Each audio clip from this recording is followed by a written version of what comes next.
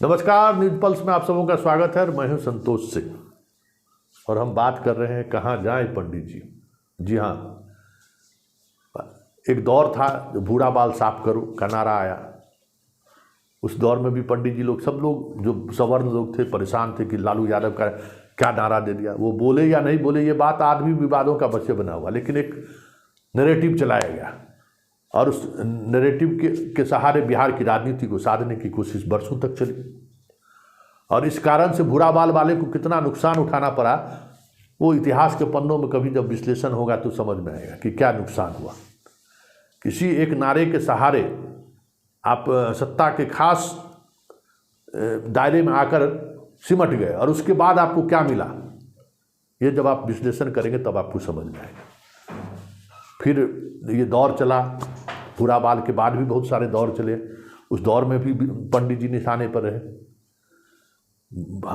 हाल के दिनों में रामचरितमानस पर निशाने में आ गए कि भाई रामचरितमानस लिखने वाले जो है सो शूद्र के खिलाफ हैं, पिछड़ों के खिलाफ हैं। एक ये भी आंदोलन चल रहा है। उसके बाद आंदोलन हुआ कि भाई जिनके पास ज़मीन है वो ज़रूर अंग्रेज़ों को कुछ अलग तरीके से, मतलब क्या अलग था, बहू बेटी को पहुंचाए हैं इसलिए उनके पास ज़मीन है। इस स्तर पर लोग उतर आए और अब मोहन भागवत जी भी यही कह रहे हैं कि इस देश में जो भी समस्या है इसके लिए पंडित ही जिम्मेवार है। हालांकि मोहन भागवत जी के इस बयान के बाद पंडितों के बीच एक मैसेज, व्हाट्सएप मैसेज फैलाया जा रहा है कि पंडित मतलब ज्ञानी। पंडित की जाति की बात मोहन भागवत ने नहीं किया है। मराठी में पंडित मतलब ज्ञानी माना जाता है। अरे भाई, नाक इधर से पकड़ो चाहे इधर से घुमा के पकड़ो, ज्ञानी कौन है? मतलब आप बोल गए तब ज्ञानी कौन है? इसी तरीके से चुनाव के उस दौरान आरक्षण पर बोल गए थे। तो ये आप इन चीज़ों को समझिए कि राजनीति में जब आप बंधुआ मजदूर हो जाते हैं कि कुछ भी हो जाए हम आपके साथ हैं, तो फिर आपके साथ यही सिला होता है और यही आपके साथ व्यवहार होता है कि संघ जो आज तक हिंदुत्व और हिंदुत्व के सहारे राजनीति को स्थापित करने में लगा हुआ था, अब 2025 में तो 100 साल हो गए। मतलब 98 साल में इनकी आइडियोलॉजी बदल गई कि हमें सत्ता में बने रहना है। मोदी जी देश का प्रधानमंत्री बने रहे, इसके लिए इन्होंने आइडियोलॉजी तक से समझौता करने को तैयार हो गए। मतलब संघ कह रहा है कि पंडित जी के कारण ये समस्या है। संघ एक बात और बोला है कि भाई देखिए, सरकारी नौकरी की तरफ क्यों लोग भाग रहे हैं? व्यापार कीजिए, बिजनेस कीजिए, मतलब बेरोजगारी का सवाल आप मत कीजिए मोदी से। तो संघ का ये चरित्र हो गया है। लेकिन इन सब कहानी के बीच जरा टुकड़े टुकड़े में जरा सुन लीजिए भाषाओं का किस तरीके से इस्तेमाल हो रहा है राजनीति में। कैसे लोग कह रहे हैं आप कि हम सवर्णों पर अगर हमला बोलेंगे तो हमको हमारा वोट बैंक किस तरीके से केंद्रित होगा, मजबूती के साथ खड़े होंगे, और सवर्ण में पंडित पर हमला बोलेंगे तो हमारी क्या नैरेटिव सेट होगी। तो इन चीज़ों को समझने की जरूरत है कि ये सारी राजनीति किस तरीके से अब इस हद तक पहुंच गया है कि जिसे आप अपना संरक्षक मान रहे थे, अब वही आपको निशाने पर ले रहे हैं। पंडित जी ही समस्या का सब जड़ है, पंडित जी ही सारी कुछ ले लिए। लेकिन इसमें एक बड़ी बात है कि अब इस पर एक अलग तरह का डिबेट भी शुरू हुआ है। इस तरह के बयानबाजी के बाद जदयू की तरफ से नीरज का जो बयान आया है, जरा वो भी सुनिए कि उन्होंने किस तरीके से इन बयानों को पर एक अलग अंदाज से उन्होंने हमला बोला है। जरा पहले नीरज, इन सब बयानों के बीच जरा नीरज का भी बयान सुन लीजिए। आरएसएस प्रमुख मोहन भागवत की यह कौन सी कवायद है?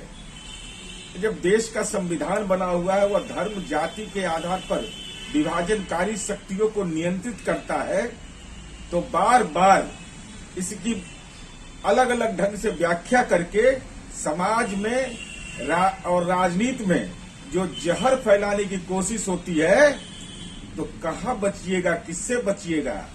आप कहते हैं कि ब्राह्मणों ने यह काम किया है, तो भगवान कृष्ण तो भगवान के रूप में थे और उन्होंने भगवत गीता के 4 अध्याय के 13वें श्लोक में कहते हैं, चातुर्वर्ण्यम मया सृष्टिम गुण कर्म विभागशः, इसकी व्याख्या क्या है?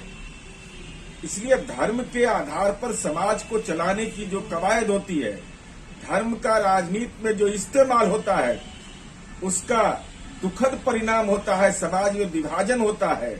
इसलिए मान्यवर मोहन भागवत जी, अगर धर्म के बड़े ठेकेदार आप हैं तो उस धर्म को मानने वाले लोगों के जीवन दशा बदले, यह चिंतन करिए, न कि धर्म के आधार पर कौन गुनाहगार है, कौन जिम्मेवार है। अरे सबको देखने के लिए तो संविधान बना हुआ है।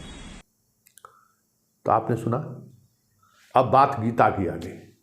कल रामचरितमानस की बात हो रही थी, अब बात गीता पर पहुंच गई है कि कहीं न कहीं हमारी जो धार्मिक ग्रंथ हैं, हम जिन धार्मिक ग्रंथों के सहारे